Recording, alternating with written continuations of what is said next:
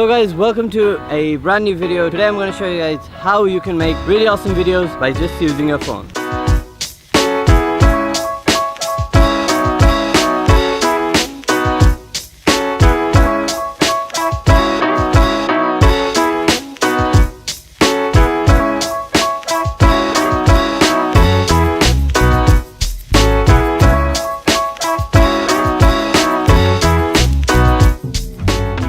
So you're probably wondering why I like to use my phone when shooting video.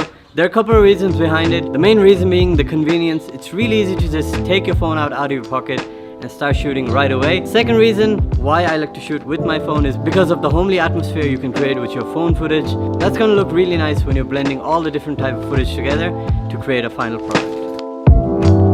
So in this video I'm gonna give you guys a couple of tips and tricks that I like to use when I'm shooting with my phone. So the first tip I'd like to talk about is the camera settings, and I normally like to shoot at 1080p at 60 frames per second just to keep all the file size down and of course have the ability to slow down the footage in post-production. So another quick tip I'd like to briefly talk about is you have to shoot in a landscape mode. So what essentially happens when you shoot in portrait mode is that you're gonna get this really annoying bars, like black bars at the side, and when you go on and scale the footage you're going to lose a lot of image quality. So always choose landscape and you're going to have no problems regarding the quality of your footage.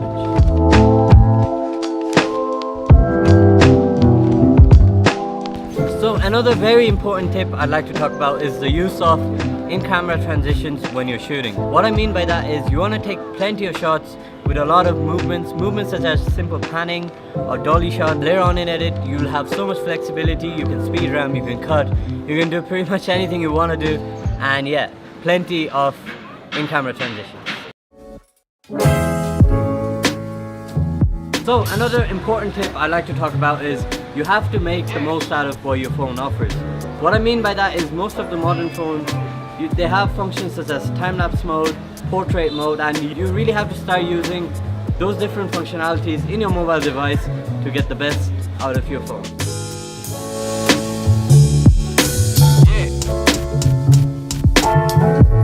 So the last few tips I'd like to talk about is the use of dedicated video apps that allows you to manually change ISO, shutter speed and aperture. This is so that you don't experience any random changes of exposure in your footage while you're shooting.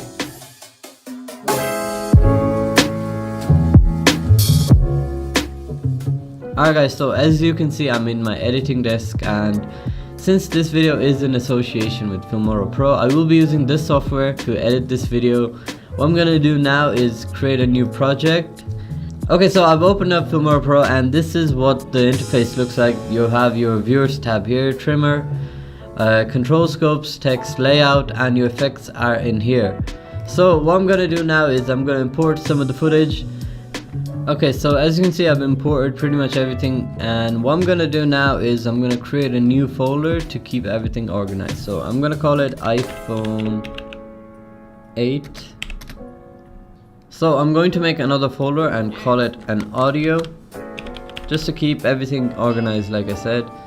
I'm just gonna place it in there. So as you can see I have the video folder and the audio folder now. So what I'm gonna do now is I'm gonna import all these footage into the timeline. How Filmora works is pretty much identical to how Premiere works. So what you want to do is, let's say you want to start a clip from here, you just press I, and you want to end the clip around here, press O. And since I just want the video, I'm just gonna drag the video there. So I'm gonna place it down here, and there you go. It's as easy as that. As you can see, your preview is right here. I'm gonna make it a bit more bigger because I like working in bigger workspace. Okay, so what I'm gonna do now is I'm gonna do the same process for every single footage, just so I select everything and I know what I'm working with. So what I'm going to be doing now is I'm gonna try and reposition pretty much all these shots so that they match, and I'm gonna explain to you guys why I'm doing this process. So what I've done here is I've created these 6 different sequences which I'm going to be using footage from to create a final sequence. So as you can see from the sequence, this little sequence has all the shots that is either panning this way or panning this way. this shot is panning from left to right, this shot is panning from left to right, this shot is panning from, so that is all the footage that I have that is panning from left to right. And in this sequence the camera is panning from up to down, so up to down or down to up. So what I can essentially do is I can just reverse the shot and create that up to down motion. So this is down to up to down, up to down, down to up. So what I'm going to be doing in the final sequence is that I'm going to be speed ramping the start and the end. So once I speed ramp the both ends, I'm going to get that really smooth up to down motion.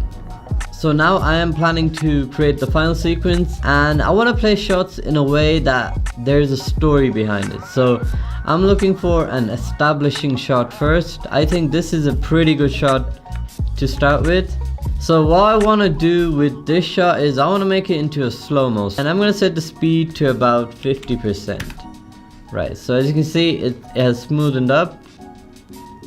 So I've left 2-second gap here just to place the text at the end, and what I want to do with this shot is I want it to kind of fade from black. So I'm going to go to transform, go to opacity, go to the first frame, set the opacity to 0, hit the keyframe button, go about roughly 1 second in and set the opacity to 100. So what this essentially does, it just kind of fades from black into the actual footage. So I think I'm gonna make this a bit longer, so just gonna drag the keyframe, and that's looking pretty good. So what I'm going to be doing now is I'm gonna create a speed ramp between these two clips. So there are a couple of different ways to do speed ramps in Filmora Pro.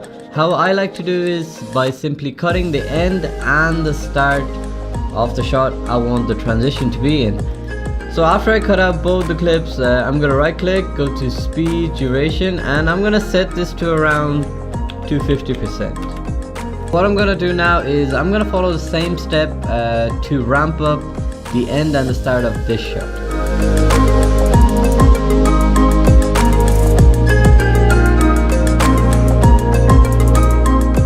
As you can see, I'm finished creating a sequence, and now what I'm gonna do is I'm gonna start color correcting this footage. So once I color correct, I'm gonna add a couple of sound layers and then finally export the video. So right now I'm gonna show you guys the final video, the final output of what we created in Filmora Pro.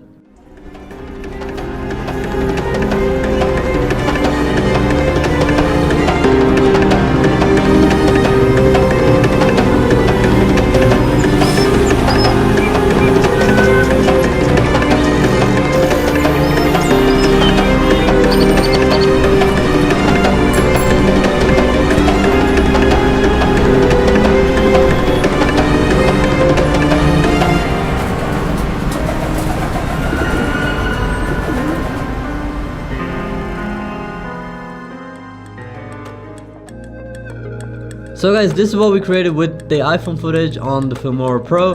I hope that you learned something from this video. I hope that you enjoyed it. Just remember, you don't need an expensive camera when you're starting off. All you need is a good editing software and just a phone. I shot many videos with iPhone 4 for like 2 months before finally buying my very first camera. My very first editing software was also Filmora. I just find it really user friendly. I definitely do think that if you're starting off your YouTube career, this is the software that you need to go after. Check it out. I'll put the link in the description below where you can get it for free, and I will also put the download link of the files in the description so you can try it out yourself. And once you edit all those footage, make sure to tag me if you're uploading on your social media platform. I'll be sure to give feedback on every one of you guys. So I hope that you enjoyed watching this video, and I'll see you in the next video.